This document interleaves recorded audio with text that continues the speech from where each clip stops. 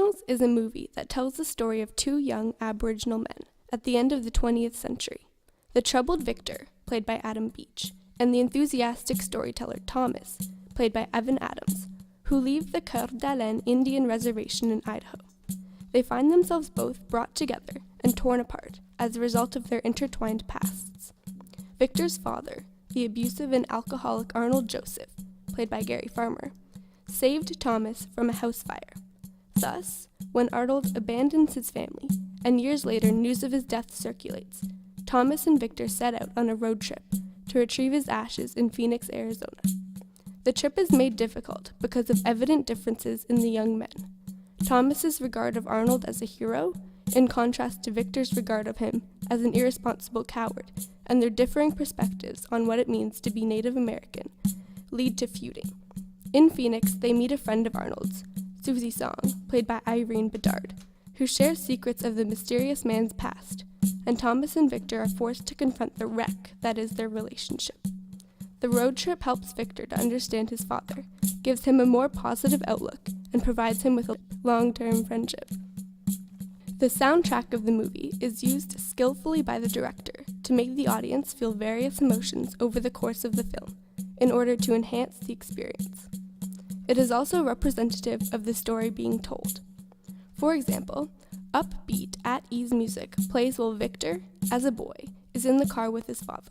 The music stops when Arnold hits Victor and his beer spills. Here, the sudden change in music represents the change in situation, from relaxed to more intimidating. Another example is the inclusion of lots of songs about driving in cars throughout the movie. This is a very literal representation of the road trip featured in Smoke Signals. Finally, the scene where the sun shines through the bridge and Arnold's ashes are being thrown into the waterfall. Loud, traditional music in which the voices are screaming is playing. This is the moment that Victor and Thomas's journey has truly reached its end, and friendships and new perspectives have been formed. This realization is glorified and intensified by the loud music, helping viewers to understand the significant implications the trip has had on Thomas and Victor. The camera work and lighting throughout the movie are used in a similar fashion to the soundtrack. They both represent and enhance the various movie scenes in which they are used. First of all, Victor says, "He's gone," of his dad, while flicking a light switch on and off. This sets an almost suspenseful mood and is representative of the abruptness of Arnold's departure. In the flick of a light, he was gone. A second example is the basketball scene, in which the dim lighting blurs the faces of the players. In this situation, the players represent something bigger than themselves. They are no longer individuals. It is the Indians versus the Christians, as Arnold says. Since they do not represent themselves as individuals, their faces are blurred, helping the audience to grasp this concept. Finally, and perhaps the scene in which camera work has the largest impact, Victor stands outside of Susie's house, while both Susie and Thomas sit indoors. The camera is positioned inside Susie's house, where Susie and Thomas are sitting, filming through the door to the outside of the house, where Victor stands. This represents the distance between Victor and the other characters. He is an outsider, because even the audience, through the camera, is inside Susie's house. It is thus representative of his character and the way in which his character develops. We see towards the end of the movie that these camera angles no longer appear, because Victor has formed a new perspective and a closeness with others, notably with Thomas.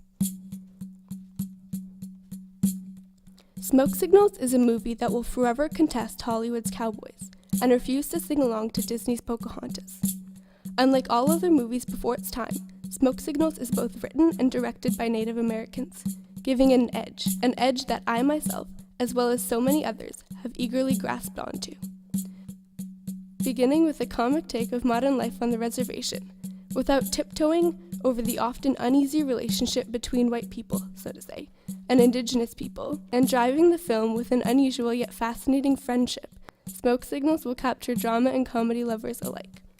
However, I must warn that this is a film for the more pensive of watchers. A true appreciation for it comes not from a superficial understanding, but rather from a critical thinking viewpoint, and a such person who thinks critically will grasp the following. The movie Smoke Signals does not attempt to find a solution for feuding families, friends, or cultures. It merely plays on the ever-important concept of forgiveness, suggesting that those who go through life holding grudges will find themselves clouded by hate and will remain unhappy. The movie's message, appealing notably to those who have endured loss, arguments, and tough relationships, is a strong and positive one, and is sure to make its viewers reflect on their relationships and their perspectives. We must all do some emotional spring cleaning once in a while.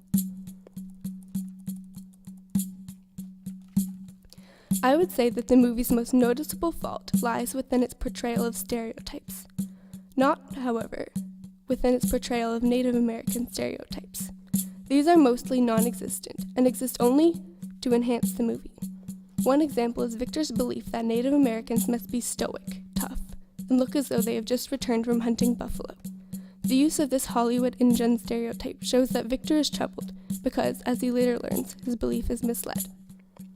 The fault, as I was saying, lies in the fact that white people are majorly stereotyped throughout the movie, lending itself to a sense of unrealism. For example, most of the people of European descent whom Victor and Thomas meet are cowboys who treat the two Aboriginal men rudely, taunting them with phrases such as "find somewhere else to have a powwow." This film seems to suggest that the majority of white people in the 1990s dressed as cowboys and were outwardly racist. Though not a major fault, and mostly for comedic purposes, this is one area of the film that could be improved upon. Overall, however, it is one that I recommend, as do many others.